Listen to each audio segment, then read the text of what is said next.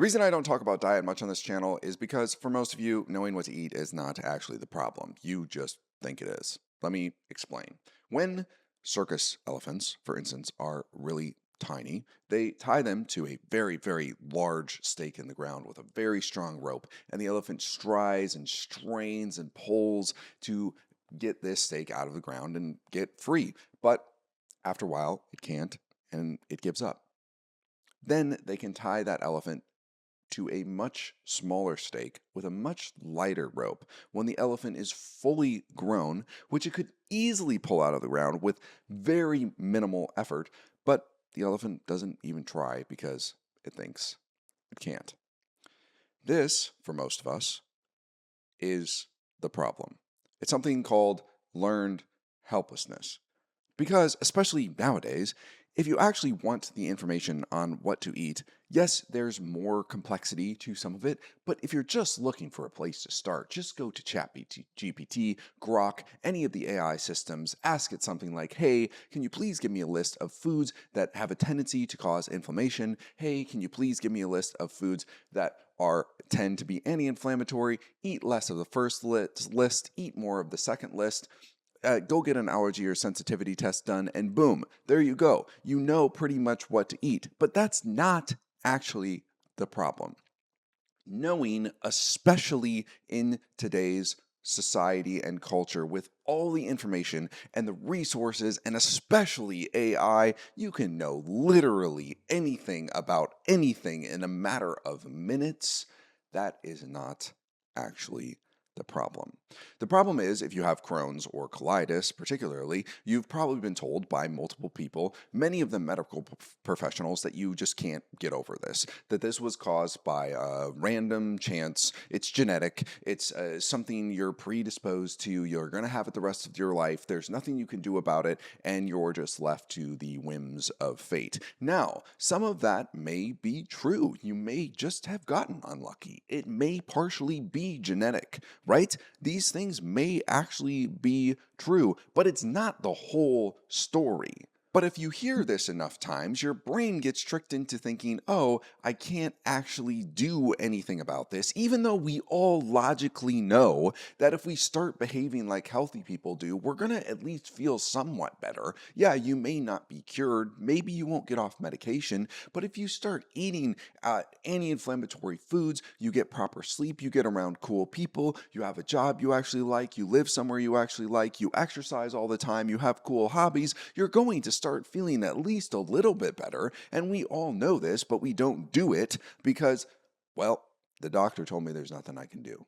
And that is why I harp on this stuff so much. Because if you don't actually believe your effort is going to create any change, you're not going to do anything for a very long period of time. So you're going to jump on a new diet, you're going to jump on a new bandwagon, you're going to try a new exercise routine, you're going to do it for 2 weeks, and then it's going to get hard, and you're going to quit, and then you're going to shame yourself and feel bad about yourself because, oh, I'm just not a very disciplined person, and I'm just not very motivated, and I just don't feel good. How do I know all this? Because I did it.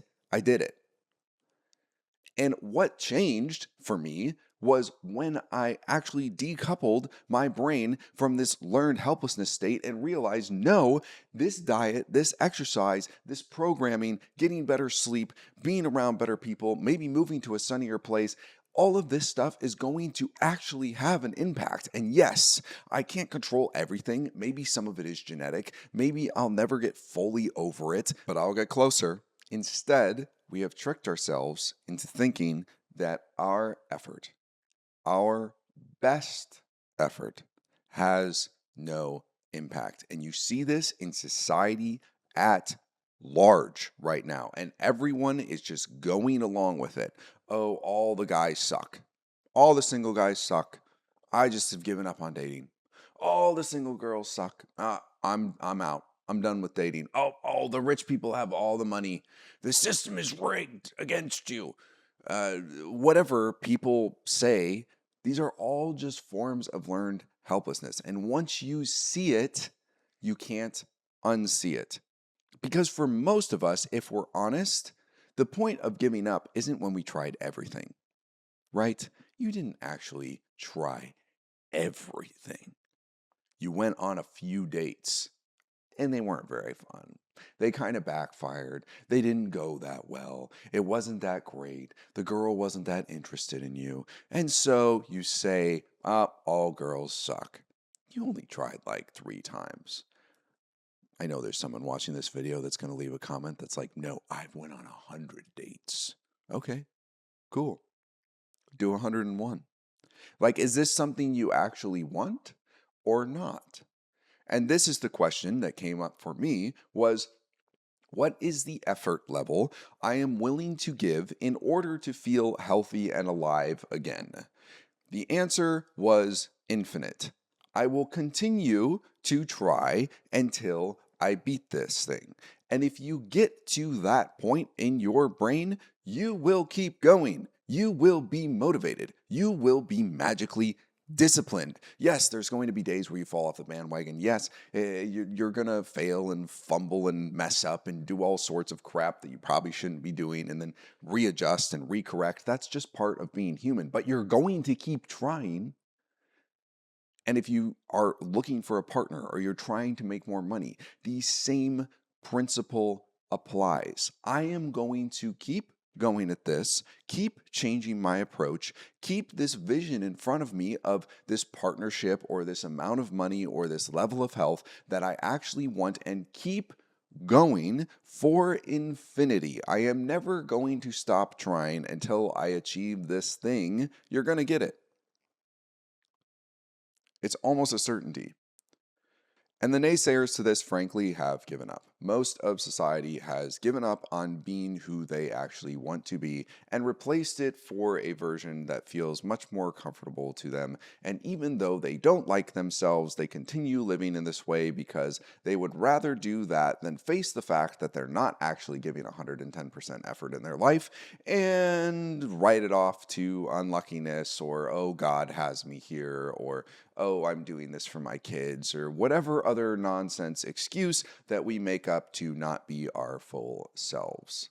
Because that's what this is all about, ultimately, in the end. Yes, if you have Crohn's or colitis, you are on a health journey, but you are really on a soul journey. And as you heal your body, as you overcome this stuff, as you learn the necessary ways of thinking and feeling and dealing with your emotions and being more disciplined and creating motivation and all of this stuff, you are going to find you become a completely different, more healed version of yourself that can then go back out into the world and help other people as a present, loving, inspiring individual. And that is my goal for you. So go out there, get after it. Don't stop trying. Get this learned helplessness crap out of your brain once and for all. And if you get around people or you're on the internet, unfollow those people that think that way. Try and remove those people from your life.